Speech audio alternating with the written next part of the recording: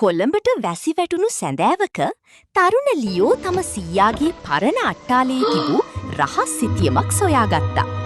එම පරණ සිතියම පෙන්වා දුන්නේ සියවස් ගණනාවක් තිස්සේ සැඟවී තිබූ අද්භූත කුරුන්දු දූපතට යන මාර්ගයයි.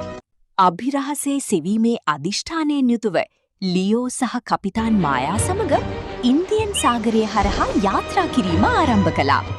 චණ්ඩ මාරුතය සහ දැවැන්ත රළපහරවල් ඔවුන්ගේ කුඩා යාත්‍රාවත් ඔවුන්ගේ ධෛර්යයත් දැඩි ලෙස පරීක්ෂාවට ලක් කළා. අලුයම උදාවත්ම මීදුමෙන් වැසුණු අලංකාර දූපතක් සිහිනයක් වගේ ක්ෂිතිජයෙන් මතුවී පෙනෙන්නට වුණා.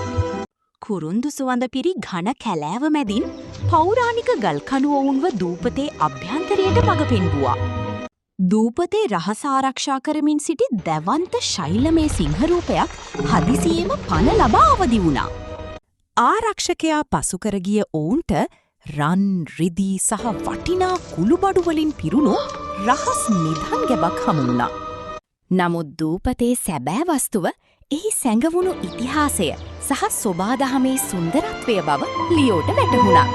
නැවත කොළඹට පැමිණි ලියෝ නිධානයට වඩා කිසිදා අමතක නොවන වටිනා අත්දැකීම් රැසක් තමන් සතු කරගත්තා.